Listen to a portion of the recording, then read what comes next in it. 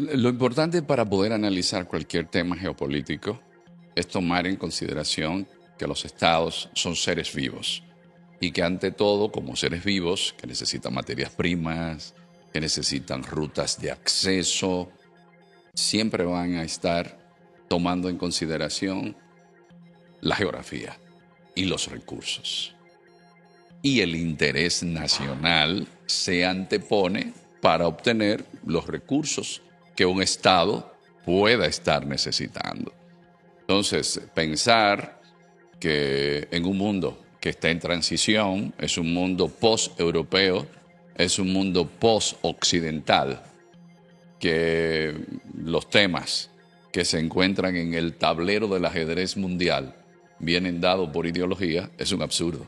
No es un tema ni de izquierda ni de derecha, no es un tema de si el régimen es dictatorial, porque hay muchos países que tienen incluso monarquías hereditarias, donde no se dice nada. No es un tema de derechos humanos, porque hay muchos países que violan constantemente los derechos humanos y a esos países no se les invade.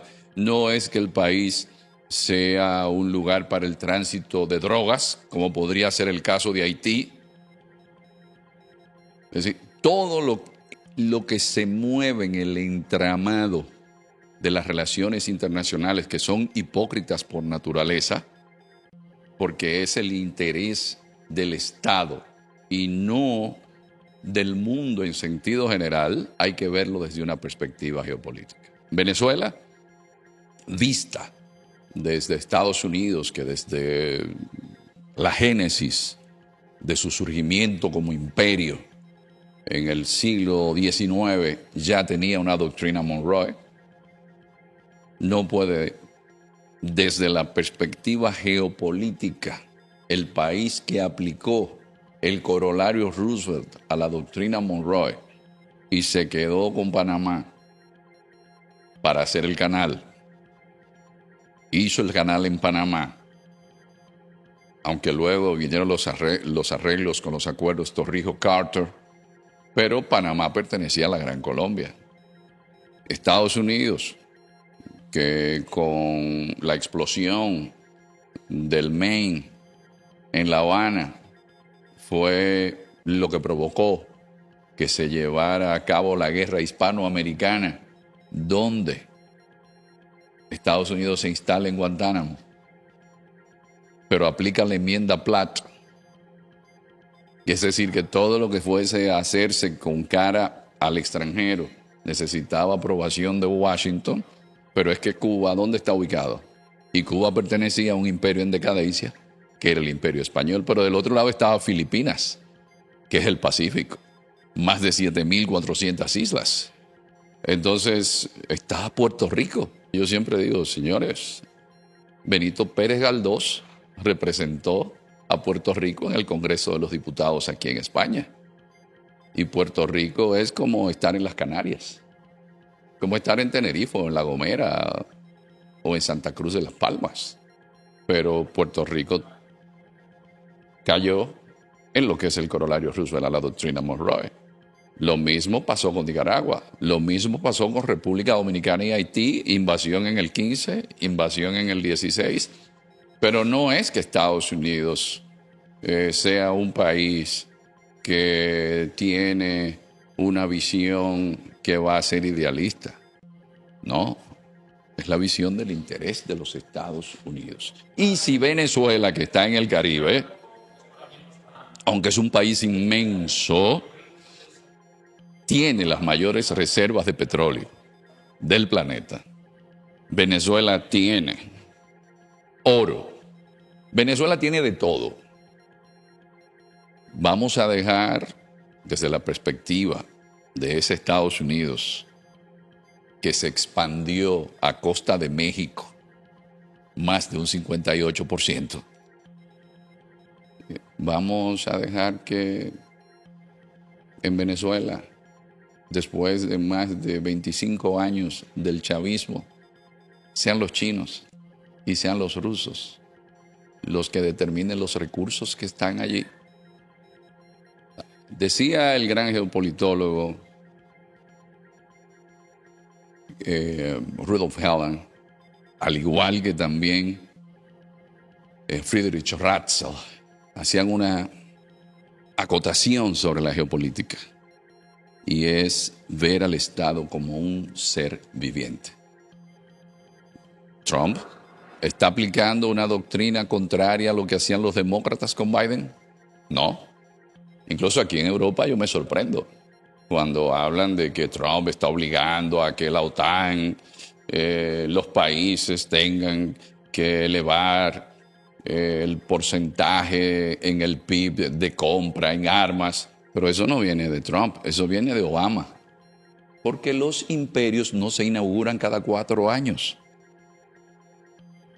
Entonces, lo de Venezuela hay que verlo en el marco de un mundo que no nos queremos dar cuenta, que ha cambiado, y que Trump lo que está haciendo es: vamos a repartirnos el mundo en esferas de influencia.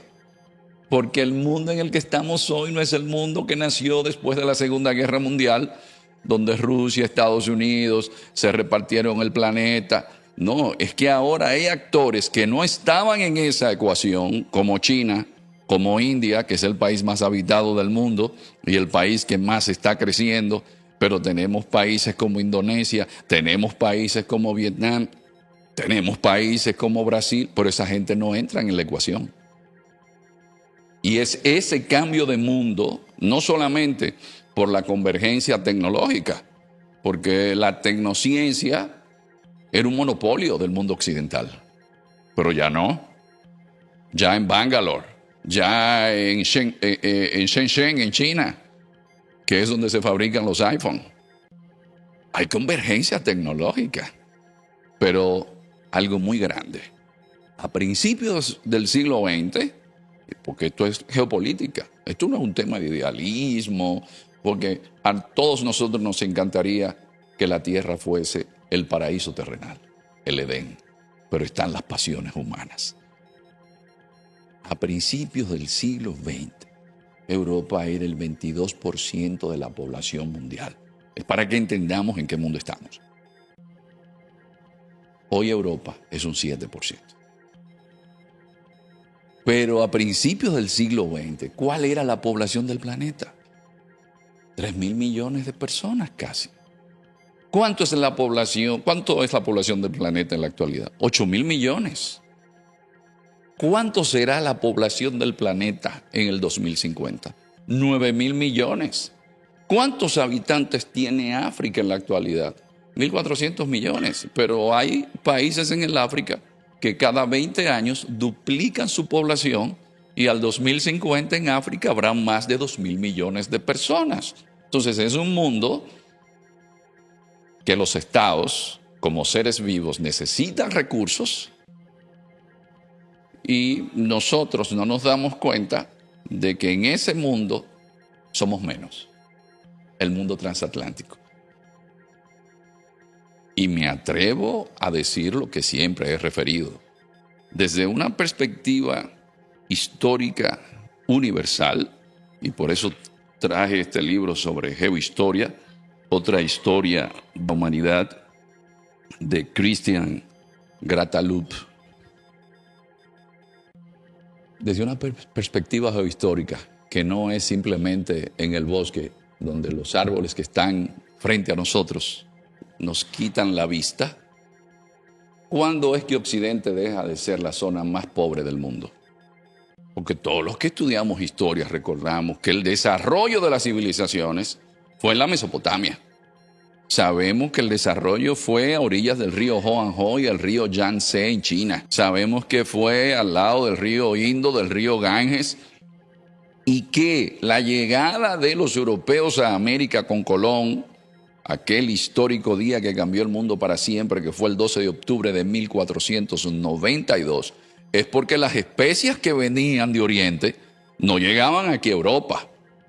¿Y cómo Europa empieza ese proceso? Cristianismo católico, derecho romano y filosofía griega. Pero en eso perdieron, Daniel, el tiempo la mayoría de gente que nosotros queremos mucho, que fueron nuestros profesores, en el siglo XX, creían que el tema era ideológico y se dieron cuenta que no, que era un tema de intereses. Eso se llama realismo político. Hans Morgenthau es el padre del realismo político. Y el más grande técnico jurídico que tuvo el siglo XX, Hans Kelsen, ante el fracaso de la Sociedad de Naciones, decía, no fracasó porque su concepción no fuese hecha de la mejor manera, no fracasó porque jurídicamente se hiciera un mal trabajo, no, fracasó por la falta de voluntad política de los imperios, porque los chiquitos obedecemos y los grandes mandan. ¿Y cómo se puede establecer esto? Bueno, usted es pequeño y no me apoya. ¿De dónde llegan tus remesas, que representan una base fundamental para tu economía? ¿A dónde van tus exportaciones? ¿De dónde llega, si tienes turismo, el turismo? Simplemente no te compro. Entiendo que la administración Trump ha puesto su empeño en todo el andamiaje militar que ha puesto en el Caribe, porque se lleva al gobierno de Maduro a que negocie. Pero ya la semana pasada, reciente, en estos días, el presidente Trump conversó con Maduro. Las posiciones de Trump son maximalistas. No olvidemos que Trump fue a Corea del Norte, que es un régimen donde se practica la doctrina Juche y es amigo de Kim Jong-un. Entonces Trump lo que va a hacer es negociar. Ahora, un asunto interesante es que tanto Maduro como María Corina Machado, los dos están de acuerdo en poner a disposición de los Estados Unidos los recursos de Venezuela. Entonces yo creo que, como todo, siempre, así lo decía cuando empezó la guerra de Ucrania, no debió haber ocurrido, pero como todo lo que ocurre en la historia de la humanidad, eso se resuelve después en una mesa de negociaciones. ¿Qué a ti te interesa? Toma esto. Y a mí que me interesa aquello. Pues, ¿quién puede imponer una decisión? En este caso, Estados Unidos. Y un elemento importante, Luis Daniel, que es bueno que los amigos y amigas que van a ver esta entrevista lo sepan. A veces queremos presentar que es la figura del presidente. Detrás de cada jefe de Estado hay un andamiaje. Eso no que usted no es un predestinado. En Venezuela, el poder sale de los cuarteles. El poder pasa por los cuarteles. Desde Cipriano Castro en el siglo XIX, pasando por Juan Vicente Gómez, pasando por Medina Angarita, Eleazar López Contreras, que fue el que sustituyó a Juan Vicente Gómez, pasando por Marcos Pérez Jiménez, que murió aquí en Madrid, luego Wolfgang Larrazábal, y después llegó el acuerdo de Punto Fijo. ¿Y Chávez de dónde venía? De los cuarteles. Así que a veces cuando yo veo que quieren presentar que es tal figura, no. En Venezuela el poder pasa por los cuarteles. Los rumores de prensa, porque nosotros esas informaciones no vamos a tener acceso a ellas, indican que figuras importantes, como el caso de Delcy Rodríguez, ya han estado conversando con Estados Unidos y se han hecho propuestas de si a Maduro se le deja 2 años más. Todo es posible. Todo es posible. Lo que no podemos es ver el problema de Venezuela desde una perspectiva ideológica. No podemos verlo desde el tema del narcotráfico, porque la mayor parte de la droga que entra a Estados Unidos, según la propia DEA, no es por el Caribe, sino por el Pacífico. Además, Colombia produce más droga que Venezuela. Es decir, no es un tema simplemente de narcotráfico. Aunque es necesario que a los narcotraficantes se le ponga pies juntillas. Eso nadie lo va a quitar, porque uno de los grandes problemas de nuestras sociedades, que es la violencia y otros arquetipos, otros referentes de éxito, es en base a violencia que la provocan esos narcotraficantes, que han hecho un cáncer con metástasis en nuestros jóvenes, porque es muy difícilmente alguno de nosotros no tenga un familiar que haya caído en el vicio de las drogas y lo que eso significa para una familia. Sin contar las muertes que se producen por violencia que provocan esos grupos criminales. Ejemplo, Brasil, que recientemente la policía mató más de 140 personas en una favela que eran miembros del Comando Vermelho, porque tienen dos grupos criminales allí que se sustentan básicamente del narcotráfico. Así que no pensemos simplemente que es la lucha contra las drogas. Yo, que soy un señor mayor y muy mayor, recuerdo de niño, en mi casa se coleccionaban las revistas Reader Digest, que mi padre, desde Sabana Grande de Boyá, un campo de la República Dominicana. Un campo de la República Dominicana, remoto, que yo siempre hago la analogía con Macondo, buscaba en la ciudad de Santo Domingo. Y parece que consiguió una revista de los años, era finales de los años 40, y en la portada decía, lucha contra las drogas. Señores, recordemos que Inglaterra se posicionó económicamente en el mundo, fue llevándole opio a China. La guerra del opio de 1839 a 1842. Que una de las grandes quejas de los chinos fue que le llevaron el vicio del opio allá. Y cuando los chinos quisieron prohibir ese negocio, le declararon la guerra y le quitaron Hong Kong en los tratados desiguales.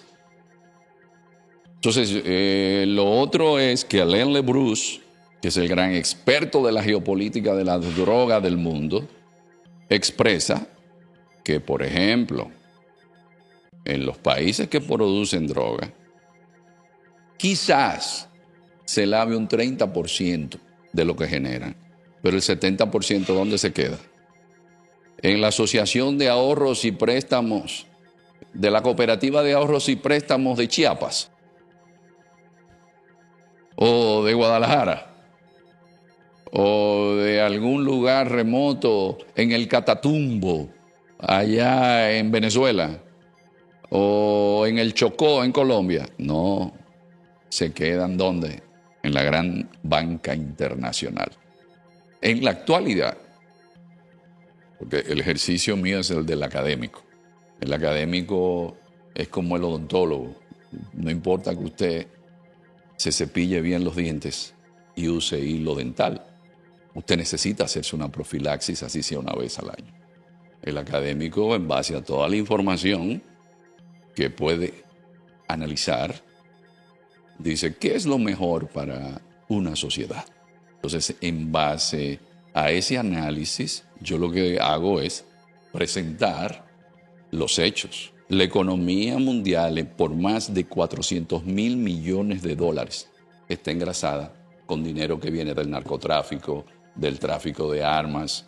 Y a veces se nos quiere presentar que el gran problema con el narcotráfico está en nuestros países cuando no queremos mostrar lo que está sucediendo a donde está la demanda.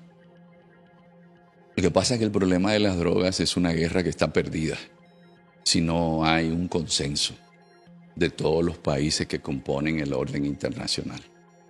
Uno de los grandes desafíos que tenemos como especie humana es darnos cuenta que en el mundo que nos encontramos en la actualidad no es un mundo que los grandes desafíos que tenga los puede presentar, los puede enfrentar por sí solo un país por más grande que sea como India, un país por más grande que sea como China, o un país por más poderoso, incontrastable su poder militar, como es Estados Unidos. Tiene que ser con el consenso de todos. Y no creo que vaya a haber, porque mucha gente, y a veces nosotros somos ilusos.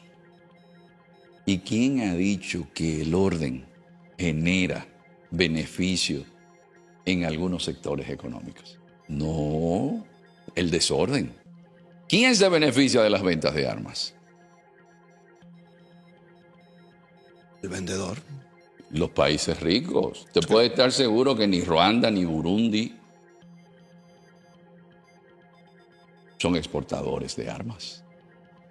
¿Quiénes son los grandes vendedores de armas? Cuando yo veo a la gente defendiendo a las grandes potencias, oiga, los países pequeños debemos tomarnos una pastilla de Ubicatex de 1000 miligramos y tomar en consideración que para ellos nosotros somos simples peones. Y decimos, no, porque tal imperio es mejor. No hay un imperio ni mejor ni peor que el otro. Lo que tienen esos imperios son intereses y los países pequeños no estamos dentro de su interés nacional. Por eso hay que buscar la forma de ir más allá de toda esa propaganda que hay en las redes y ver las cosas desde una perspectiva realista y darnos cuenta de que lo único que puede hacer que de cara al futuro el mundo cambie es nosotros haciendo conciencia con nuestros hijos, con nuestros niños, de que son ellos los que van a tener la responsabilidad de ver el mundo desde una perspectiva universal, no simplemente desde el coto donde se encuentran. Yo creo que la guerra en Ucrania ya ha llegado a unos puntos que podríamos decir que no solamente por esos niveles críticos que hay en Ucrania, sino también por el interés político, la voluntad política que hay en Washington de terminar esa guerra. Una guerra que deja un promedio de 20,000 muertos al mes. Jóvenes la mayoría. Recuerden que a la guerra no van los señores mayores como yo. Van los más jovencitos, los más fuertecitos. Si usted tiene algún defecto físico, no lo van a enviar. Es una carnicería. A veces mueren 7,000 personas semanales. Y esa guerra, la administración Trump está decidida a que hay que terminarla. La Unión Europea, por supuesto, tiene sus reticencias porque estamos pensando en el mundo desde una perspectiva vegetariana cuando el mundo es carnívoro. Por eso Pepe Borrell decía que la Unión Europea debe aprender a defenderse bajo el lenguaje del poder. Entonces, Estados Unidos está determinado. La administración Trump quiere eliminar ya ese problema de esa guerra que ha dicho tantas veces desde su campaña que la iba a terminar y que no ha podido terminarla. Y algo que me llama mucho la atención es que por primera vez, porque es una labor obligatoria de todo analista internacional, de ver distintos medios, los grandes medios de comunicación europeos están dando a conocer que al asistente de Zelensky le hicieron una pesquisa porque está metido en casos de corrupción. Todos sabemos que Ucrania es un país muy corrupto, pero que ya se esté dando a conocer que del círculo de Zelensky hay personas involucradas en corrupción. Eso indica que ya a Zelensky le están preparando el escenario. Y el discurso de Zelensky, donde decía que Ucrania se encontraba en una de las encrucijadas más grandes de su historia, porque era o aceptar un pacto que no era el más beneficioso o perder la asistencia de su principal aliado. Eso es realismo político. Si tú no sigues la línea que yo marco, no te doy los armamentos que tú necesitas, no te doy la inteligencia militar que tú necesitas, no te doy la ayuda económica que tú necesitas. Por eso el realismo político nos muestra que usted puede decir lo que usted desee, pero cuando le quitan el oxígeno de la economía, no hay tal soberanía. Aquí quien está ganando es el complejo militar e industrial de Estados Unidos. Europa, lo que se ha convertido en menos competitivo a partir de la guerra de Ucrania. Un ejemplo de esto es hasta dónde ha llegado la economía alemana. Esa es la realidad. En Europa podríamos decir que están los grandes perdedores. Lo que pasa es que la Unión Europea es un ovni, y no por los ovni que son objetos voladores no identificados, sino por objetos políticos no identificados. Se necesita consenso en Bruselas, pero tienen a Víctor Orbán por un lado, tienen a una figura por otro lado que como Pedro Sánchez. Entonces no todos convergen en los intereses, y hacer consenso, eso es difícil. Además, es que Europa olvidó que se dio tiros en los pies en la Primera y la Segunda Guerra Mundial y fueron desplazados. Y algo que no se dice es que a partir de la Segunda Guerra Mundial, ¿quién quedó a cargo de Europa? Rusia, hasta donde llegó su expansión con la cortina de hierro, y Estados Unidos, que dejó bases militares que todavía permanecen. Pero Europa sola no defiende sus fronteras. Son inestables. Las fronteras del sur, en África, Ceuta, Melilla, que son territorio europeo. Las fronteras hacia el este tampoco pueden controlarlas. Entonces, ¿de quién ha dependido Europa en su seguridad? De Estados Unidos en los últimos años, a través de la Organización del Tratado del Atlántico Norte, OTAN. Y lo que Europa necesita es una gran dosis en su élite política y económica de comprender el mundo en el cual están viviendo y que se quedarán como un parque temático. Es la mejor zona para vivir del mundo, llena de universidades, llena de monumentos, pero con problema demográfico. Y aparte del problema demográfico, es que hay una gran incidencia de una cultura que es su némesis, como es el Islam, porque no es lo mismo migración en Europa de cristianos a migración en Europa de musulmanes, lo cual tiene serias y complejas situaciones para un mundo occidental. Y esa Europa, sus políticos los vemos en el Congreso y nos dan vergüenza, porque no están a la altura de la circunstancia histórica que vive el planeta. Vemos, por ejemplo, la inestabilidad política que ha tenido Italia, que se calmó un poco con Meloni. Vemos cómo Francia, en la situación en la cual se encuentra. Lo mismo Alemania.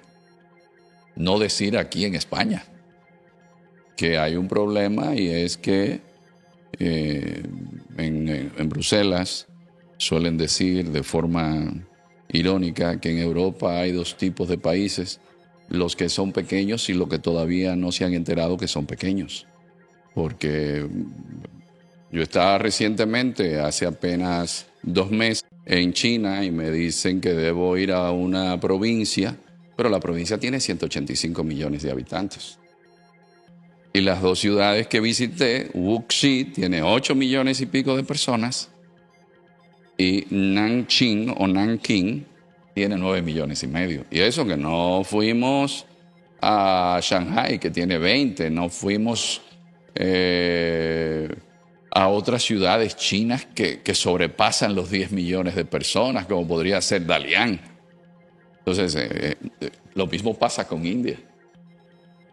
No nos estamos dando cuenta de esos elementos. Sin embargo, seguimos con el discurso gastado de la ideología, seguimos con el discurso del odio, de acontecimientos que ocurrieron hace 100 años. No se debe olvidar la historia, pero una sociedad no construye un futuro en un mundo tan complejo como este en base a odios del pasado. Si no hay algo que vaya más allá de los partidos políticos, que es el proyecto de la Unión Europea, el futuro de la Unión Europea será el de un parque temático. En decadencia, parte de la decadencia, solamente hay que ver cómo la mayoría de nuestros jóvenes sufren depresión, porque eso se refleja en la sociedad. Son sociedades que es más importante el poseer que el ser. Son sociedades donde los referentes, los arquetipos, no son los que tienen virtudes y como del latín, en su etimología, la palabra virtud nos expresa que virtus es fuerza. ¿Fuerza en qué sentido? Bueno, tener las virtudes que nos permitan enfrentar esa ruleta rusa que es la vida, que a veces nos sube a una cima y después nos baja hasta el fondo. Y cuando nos vuelve y nos sube, es mareados. Entonces, no estamos como sociedades mirando que esa juventud a la que lo estamos limitando es a una perspectiva de cuáles son tus pasiones. No, porque yo creo que lo mío está más enfocado al ámbito sexual. ¿Y quién ha dicho que el sexo es el centro de la existencia de un ser humano? Eso es una sociedad de puro hedonismo. Y no puede haber futuro, como decía Octavio Paz, donde usted tiene una sociedad que viva en el hedonismo sin tener pasión y riesgo en la vida.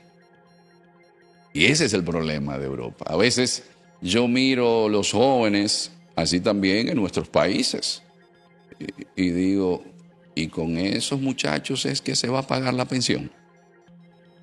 Sí, porque el mundo en el cual estamos no es el mundo que va a triunfar el que hable más bonito.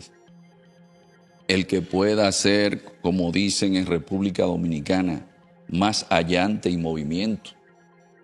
El que pueda aparentar que hace cosas. No, está en la gente que sabe filosofía, que es fundamental, en la gente que sabe matemáticas, en la gente que está metida en las ciencias exactas. Pero están preocupados nuestros jóvenes. Si Estados Unidos ahora mismo, por ejemplo, tiene más de 200 muertos diarios por sobredosis. Entonces tenemos que revisarnos en el mundo occidental. Yo siempre he sido un gran admirador de una historiadora colombiana y eso es algo que yo le agradezco al idioma español porque permite que uno se comunique con tanta gente. Y de Radio Caracol, que las ondas hertzianas yo las escuchaba desde niño a través de la onda corta en Sabana Grande de Boya. Hay un programa de una historiadora colombiana a la cual respeto y agradezco mucho, que se llama Diana Uribe, y esto es para referirme a Europa. Quien está determinando el mundo no es Europa. Se demostró en Siria, se demuestran los problemas que hay entre palestinos e israelíes. Y entonces, ¿qué sucede? La profesora Uribe dice, cuando usted no está en la mesa es porque usted es parte del menú. Y creo que eso le está sucediendo a Europa.